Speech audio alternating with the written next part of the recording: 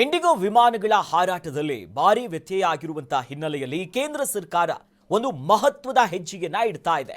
ವಿಮಾನ ಹಾರಾಟದ ವಲಯದಲ್ಲಿ ಒಂದು ಬಿಗ್ ಡಿಸಿಷನ್ ಇದೆ.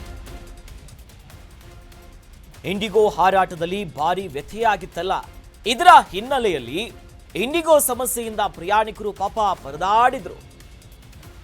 ಇಂಡಿಗೋ ಏರ್ಲೈನ್ಸ್ಗೆ ಕೇಂದ್ರದಿಂದ ಬಿಗ್ ಶಾಕ್ ಈಗ ಎದುರಾಗಿದೆ. ವಿಮಾನಯಾನ ಕ್ಷೇತ್ರದಲ್ಲಿ ಮಹತ್ವದ ಬೆಳವಣಿಗೆ ಇದು.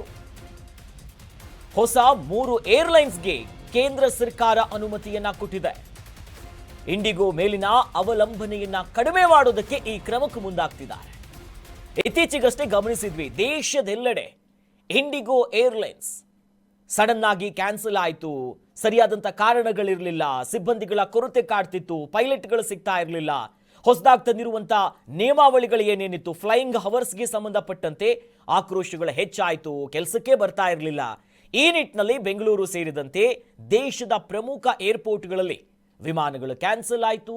ಪ್ರಯಾಣಿಕರು ದಿಕ್ಕಾಪಾಲಾಗಿ ಏರ್ಪೋರ್ಟ್ನಲ್ಲೇ ಕೂರುವಂಥ ಪರಿಸ್ಥಿತಿಗಳು ನಿರ್ಮಾಣ ಆಗಿತ್ತು. ಅದರ ಬೆನ್ನಲ್ಲೇ ಈಗ ಇಂಡಿಗೋ ಏರ್ಲೈನ್ಸ್ ಮೇಲೆ ಅವಲಂಬನೆ ಏನಿತ್ತು, ಅವ್ರ ಮೇಲೆ ಡಿಪೆಂಡ್ ಆಗಿತ್ತಲ್ಲ, ಈ ಡಿಪೆಂಡೆನ್ಸಿಯನ್ನ ಕಡಿಮೆ ಮಾಡಬೇಕು ನಾವು. ಹೀಗಿದ್ರೆ ಆಗೋದಿಲ್ಲ, ಮಹತ್ವದ ಬೆಳವಣಿಗೆಗಳಾಗಲೇಬೇಕು ಅಂತ ಎಚ್ಚೆತ್ತುಕೊಂಡಿರುವಂಥ ಕೇಂದ್ರ ಸರ್ಕಾರ ಹೊಸ ಏರ್ಲೈನ್ಸ್ಗಳಿಗೆ ಅನುಮತಿಯನ್ನ ಕೊಟ್ಟಿದೆ. ಇದು ಬಿಗ್ ಬಿಗ್ ಬಿಗ್ ಡೆವಲಪ್ಮೆಂಟ್ ಇದು. ಯಾಕಂದ್ರೆ ಇಂಡಿಗೋ ಮೇಲೆ ಕಂಪ್ಲೀಟ್ ಆಗಿ ಅವಲಂಬನೆ ಆಗಿತ್ತು. ಆದರೆ ಈಗ ವಿಮಾನಯಾನ ಕ್ಷೇತ್ರದಲ್ಲಿ ತೆಗೆದುಕೊಂಡಿರುವಂಥ ನಿರ್ಣಯ, ಹೊಸ 3 ಏರ್ಲೈನ್ಸ್ಗೆ ಕೇಂದ್ರ ಸರ್ಕಾರ ಅನುಮತಿ ಕೊಟ್ಟಿರೋದು.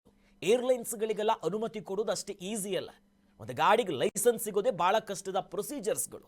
ಬಟ್ ಆದರೆ ಈಗ ಈ ಸಮಸ್ಯೆಯ ಬೆನ್ನಲ್ಲೇ ಮಹತ್ವದ ಬೆಳವಣಿಗೆ ಆಗ್ತಿದೆ. ಮತ್ತೊಂದು ಅಪ್ಡೇಟ್ ಇದೆ, ಗಮನಿಸ್ತಾ ಹೋಗೋಣ. ಹೊಸ ಕಂಪನಿಗಳಿಗೆ ಎನ್ಒಸಿಯನ್ನ ಕೊಟ್ಟಿದೆ ಸರ್ಕಾರ. ಕ್ಲಿಯರೆನ್ಸ್ಗಳ ವಿಚಾರ, ಶಂಕ್ ಏರ್, ಅಲ್ ಹಿಂದ್ ಏರ್ ಮತ್ತು ಫ್ಲೈ ಎಕ್ಸ್ಪ್ರೆಸ್ ಅನ್ನೋದಾಗಿ 3 2026ರಲ್ಲಿ ಹೊಸ ಏರ್ಲೈನ್ಸ್ಗಳ ಹಾರಾಟ ಶುರುವಾಗುತ್ತೆ. 3 ಕಂಪನಿಗಳೊಂದಿಗೆ ಕೇಂದ್ರ ಮಾತುಕತೆಯನ್ನು ನಡೆಸಿದೆ. ಹೊಸ ಏರ್ಲೈನ್ಸ್ಗಳ ಎಂಟ್ರಿಯಿಂದ ಇಂಡಿಗೋಗೆ ಬಿಗ್ ಶಾಕ್ ಇದೆ. ದೇಶೀಯ ಸೇವೆಯಲ್ಲಿ ಇಂಡಿಗೋ 65%. ಇದೇ ಕಾರಣಕ್ಕೆ ಸಮಸ್ಯೆಯನ್ನ ಅನುಭವಿಸುತ್ತಿದ್ದಾರೆ ಜನ. ಹೊಸ ಕಂಪನಿಗಳಿಗೆ ಪ್ರೋತ್ಸಾಹವನ್ನ ನೀಡುತ್ತಾ ಇದೆ ಕೇಂದ್ರ ಸರ್ಕಾರ. ದೊಡ್ಡ ನಗರಗಳಿಗೂ ಕೂಡ ವಿಮಾನಯಾನವನ್ನು ವಿಸ್ತರಣೆ ಮಾಡುವಂತ ಗುರಿಯನ್ನ ಹೊಂದಿದ್ದಾರೆ.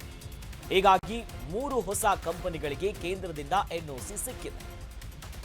ಎನ್ಒಸಿ ಕ್ಲಿಯರೆನ್ಸ್ ಪ್ರಕ್ರಿಯೆಗಳು ಕಂಪ್ಲೀಟ್ ಆಗಿದೆ. 3 ಏರ್ಲೈನ್ಸ್ಗಳು, ಪ್ರಮುಖವಾಗಿ ಶಂಕ್ ಏರ್, ಅಲ್ ಹಿಂದ್ ಏರ್ ಮತ್ತು ಫ್ಲೈ ಎಕ್ಸ್ಪ್ರೆಸ್, ಈ ಹೊಸ ಏರ್ಲೈನ್ಸ್ಗಳಿಗೆ ಮುಂದಿನ ವರ್ಷ 2026ರಲ್ಲಿ ವಿಮಾನಯಾನ ಹಾರಾಟವನ್ನು ಮಾಡೋದಕ್ಕೆ ಅನುಮತಿ ಸಿಕ್ಕಿರೋದು.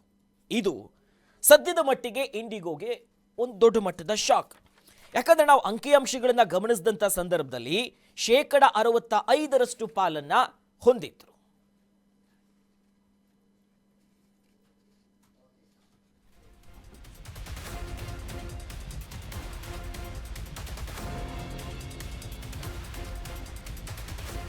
ಪಟ್ಟಂತೆ ನೀಡ್ತಾರೆ ನಮ್ಮ ಪ್ರತಿನಿಧಿ ವಿನಾಯಕ್. ದೂರವಾಣಿ ಸಂಪರ್ಕದಲ್ಲಿ ನಮ್ಮ ಜೊತೆ ಜಾಯ್ನ್ ಆಗ್ತಿದ್ದಾರೆ. ವಿನಾಯಕ್, ಪ್ರಮುಖವಾಗಿ ನಾವು ಇತ್ತೀಚೆಗಷ್ಟೇ ಗಮನಿಸಿದ್ವಿ, ಈ ಇಂಡಿಗೋ ಏರ್ಲೈನ್ಸ್ಗಳ ಹಾರಾಟ ಕಡಿಮೆ ಆಯಿತು, ಸಡನ್ ಕ್ಯಾನ್ಸಲೇಷನ್ಸ್ಗಳಾಯಿತು, ಜನ ದಿಕ್ಕಾಪಾಲಾಗಿ ಪ್ರಯಾಣಿಕರು ಪರದಾಡುವಂಥ ಪರಿಸ್ಥಿತಿ ಬಂತು. ಅದರ ಬೆನ್ನಲ್ಲೇ ಈಗ 3 ಹೊಸ ಏರ್ಲೈನ್ಸ್ಗಳಿಗೆ ಎನ್ಒಸಿಯನ್ನ ಕೊಟ್ಟಿದ್ದಾರೆ. ಅಂದ್ರೆ ಈ ನಿರ್ಧಾರವನ್ನು ತೆಗೆದುಕೊಳ್ಳೋದಕ್ಕೆ ಪ್ರಮುಖ ಕಾರಣಗಳು ಏನು, ಮುಂದಿನ ನಡೆಗಳು ಹೇಗಿರುತ್ತೆ, ಇದು ಆಕ್ಚುಲಿ ಒಂದು ಒಳ್ಳೆಯ ನಡೆಯನ ಅಥವಾ ಇಂಡಿಗೋಗೆ ಯಾವ ರೀತಿ ಹೊಡೆತ ಬೀಳಬಹುದು ಅಂತ ಇದರಿಂದ? ಒಂದು ಕೇಂದ್ರ ಸರ್ಕಾರದ ಒಳ್ಳೆ ನಡೆ ಅಂತಾನೆ ಹೇಳ್ಬಹುದು. ಯಾಕಂತಂದ್ರೆ ನರೇಂದ್ರ ಮೋದಿ ಅವರ ಸರ್ಕಾರ ಏನು ಉಡಾನ್ ಯೋಜನೆ ಅನ್ನುವಂತ ಯೋಜನೆನ ಜಾರಿಗೊಳಿಸಿದೆ. ಈ ಒಂದು ಉಡಾನ್ ಯೋಜನೆಯಲ್ಲಿ ಭಾರತದ ಪ್ರತಿ ನಗರಕ್ಕೂ ಅಂದ್ರೆ ಡಿಸ್ಟ್ರಿಕ್ಟ್ ಪ್ಲೇಸ್ ಗಳಿಗೂ ಸಹಿತ ಏನು ಏರ್ಪೋರ್ಟ್ ಅನ್ನ ಮಾಡಬೇಕು, ಅಲ್ಲಿಗೆ ವಿಮಾನವನ್ನ ಕನೆಕ್ಟ್ ಇದೇ ಕಾರಣಕ್ಕಾಗಿ ಮಹತ್ವಾಕಾಂಕ್ಷೆಯ ಉಡಾನ್ ಯೋಜನೆ ಜಾರಿಗೊಳಿಸಿದೆ. ಇದರ ಬೆನ್ನಲ್ಲೇ ಏನೋ ಅದರಲ್ಲಿ ಪಾಲನ್ನ ಹೊಂದಿರುವಂತದ್ದು ಇಂಡಿಗೋ ಮತ್ತು ಏರ್ ಇಂಡಿಯಾ. 85% ಪಾಲನ್ನ ಇಂಡಿಗೋ ಮತ್ತು ಏರ್ ಇಂಡಿಯಾ ಹೊಂದಿದೆ. ಆ ಪೈಕಿ ದೇಶೀಯ ವಿಮಾನಯಾನದಲ್ಲಿ 65% ಪಾಲನ್ನ ಹೊಂದಿರುವಂತದ್ದು ಇಂಡಿಗೋ ಪ್ರತಿನಿತ್ಯ 1500ಕ್ಕೂ ಹೆಚ್ಚು ಸಂಚಾರವನ್ನ ಮಾಡುತ್ತೆ, ಹಾರಾಟವನ್ನ ಮಾಡುತ್ತೆ. ಬಟ್ ಒಂದ್ ಸೈಡ್ ಅಲ್ಲಿ ಒಂದು ಟ್ರಿಪ್ ಕ್ಯಾನ್ಸಲ್ ಆದ್ರೆ ಅದು ದಿನಕ್ಕೆ 4 ಬಾರಿ ಅಂತ ಟ್ರಿಪ್ ಕ್ಯಾನ್ಸಲ್ ಆಗುತ್ತೆ. ಹೀಗಾಗಿ ಸಾಕಷ್ಟು ಸಮಸ್ಯೆಗಳನ್ನ ಅನುಭವಿಸಬೇಕಾಗುತ್ತೆ. ಒಂದೇ ಕಂಪನಿಯನ್ನ ನಾವು ನಂಬ್ಕೊಂಡಿದ್ರೆ ಮುಂದೆ ಫ್ಯೂಚರ್ ಸಾಕಷ್ಟು ಹೊಡೆತ ಬೀಳುತ್ತೆ ಅನ್ನುವಂಥದ್ದು ಈಗ ಕೇಂದ್ರ ನಾಗರಿಕ ಇಲಾಖೆಯ ಒಂದು ಅಭಿಪ್ರಾಯ ಆಗಿರುವಂತದ್ದು. ಇದೇ ಕಾರಣಕ್ಕಾಗಿ ಏನು ಸಚಿವಾಲಯ ಹೊಸ ಒಂದು 3 ಕಂಪನಿಗಳಿಗೆ ಒಂದು ಎನ್ಒಸಿಯನ್ನ ಕೊಡುವುದರ ಮೂಲಕ ಹೊಸ ಕಂಪನಿಗಳಿಗೆ ಹರಾಜನ್ನ ಬಿಡ್ ಮಾಡಿರುವಂತದ್ದು. ಹೀಗಾಗಿ ಮುಂದಿನ 2026ರಲ್ಲಿ 3 ಹೊಸ ಕಂಪನಿಗಳು ಸಹಿತ ಹಾರಾಟವನ್ನ ಮಾಡ್ತವೆ. ಈ ಮೂಲಕ ಉಡಾನ್ ಯೋಜನೆ ಸಹಿತ ಸಕ್ಸಸ್ ಆಗುತ್ತೆ. ಇದೇ ಕಾರಣಕ್ಕಾಗಿ ಪ್ರಯಾಣಿಕರ ಮೇಲೆ ಬೀಳಿದಂತ ಅತಿ ಹೆಚ್ಚು ಏನೋ ಒಂದು ಟಿಕೆಟ್ ರೇಟ್ ನ ಹೊರೆ ಏನಿದೆ ಅದು ಕಡಿಮೆ ಆಗುವಂತ ಸಾಧ್ಯತೆ ಕೂಡ ಹೆಚ್ಚಾಗಿರುವಂತದ್ದು. ಆಕ್ಚುಲಿ ಯಾವಾಗ ಇಂಡಿಗೋ ಫ್ಲೈಟ್ಗಳೆಲ್ಲ ಕ್ಯಾನ್ಸಲ್ ಆಯ್ತಲ್ಲ, ಆಗ ಕೇಂದ್ರ ಸರ್ಕಾರ ಮತ್ತು ವಿಮಾನಯಾನ ಸಚಿವಾಲಯದ ಮೇಲೂ ಕೂಡ ಗಂಭೀರ ಆರೋಪಗಳು ಬಂದಿತ್ತು. ಇಷ್ಟೊಂದು ನೆಗ್ಲಿಜೆನ್ಸಿಯನ್ನ ವಹಿಸಿದ್ರು ಅಂತ. ಅಂತೂ ಇಂತೂ ಈಗ ಎಚ್ಚೆತ್ತುಕೊಂಡಂತೆ ಕಾಣಿಸ್ತಿದೆ ಈ ನಡೆಯಿಂದ. ಖಂಡಿತ ಅಭಿಲಾಷ್, ಅಂತಂದ್ರೆ ಇಂಡಿಗೋನ ಯಾಕೆ ನಂಬ್ಕೊಂಡಿರ್ಬೇಕು ಅನ್ನುವಂತ ಪ್ರಶ್ನೆ ಸಾಮಾನ್ಯ ಜನರು ಸಹಿತ ಕೇಳಕ್ ಶುರು ಮಾಡಿದ್ರು. ಹೌದು. ಯಾಕಂತಂದ್ರೆ ಮೆಜೆಸ್ಟಿಕ್ ಆದಂತ ರೀತಿ ಏರ್ಪೋರ್ಟ್ ಆಗಿತ್ತು. ಬೆಂಗಳೂರಿನ ಏರ್ಪೋರ್ಟ್ ಅಲ್ಲಿ ಸಾಕಷ್ಟು ಜನ ಹೊರಗಡೆ ಕ್ಯೂ ನಿಲ್ತಾ ಇದ್ರು. ಅಷ್ಟು ಮಟ್ಟಿಗೆ ಜನ ಜಂಗುಳಿ ಆಗಿತ್ತು. ಇದರಿಂದ ಸಾಕಷ್ಟು ಜನ ರೊಚ್ಚಿಗೆದ್ದಿದ್ರು ಏರ್ಲೈನ್ಸ್ ವಿರುದ್ಧ. ಇದೇ ಏರ್ಲೈನ್ಸ್ ನ ಪಾಲು ಯಾಕೆ ಇಷ್ಟೊಂದಿದೆ, ಬೇರೆ ಏರ್ಲೈನ್ಸ್ ನಾವು ಹೊಸ ಖರೀದಿ ಮಾಡಬಹುದು, ಕೇಂದ್ರ ಸರ್ಕಾರಕ್ಕೂ ಹಾಗೂ ಇಂಡಿಗೋ ಏರ್ಲೈನ್ಸ್ ನಗೂ ಏನಾದ್ರು ಒಂದು ನಂಟಿದೆಯಾ ಅನ್ನುವಂತ ಪ್ರಶ್ನೆಯನ್ನು ಸಹಿತ ಜನ ಮಾಡಿದ್ರು ಸೋಷಿಯಲ್ ಮೀಡಿಯಾದಲ್ಲಿ. ಇದರಿಂದ ಎಚ್ಚರಂತಹ ಕೇಂದ್ರ ನಾಗರಿಕ ವಿಮಾನಯಾನ ಸಚಿವಾಲಯ ತಕ್ಷಣ 3 ಹೊಸ ಕಂಪನಿಗಳಿಗೆ ಒಂದು ಎನ್ಒಸಿಯನ್ನ ಕೊಟ್ಬಿಟ್ಟು ಈಗ ಹೊಸ ಕಂಪನಿಗಳಿಗೆ ಹರಾಜನ್ನ ಕೊಟ್ಟಿರುವಂತದ್ದು. ಈ ಮೂಲಕ ಒಂದು ಹೊಸ ಏರ್ಪೋರ್ಟ್ ವಿಮಾನಗಳು ಬಂದ್ರೆ ಮುಂದಿನ ಹಂತದಲ್ಲಿ ಜನರು ಕೂಡ ಅತಿ ಹೆಚ್ಚಾಗಿ ಪ್ರಯಾಣ ಮಾಡಬಹುದು ಅನ್ನುವಂಥದ್ದು ಈಗ ಕೇಂದ್ರ ಸರ್ಕಾರ ಅಭಿಪ್ರಾಯ ಆಗಿರುವಂತದ್ದು.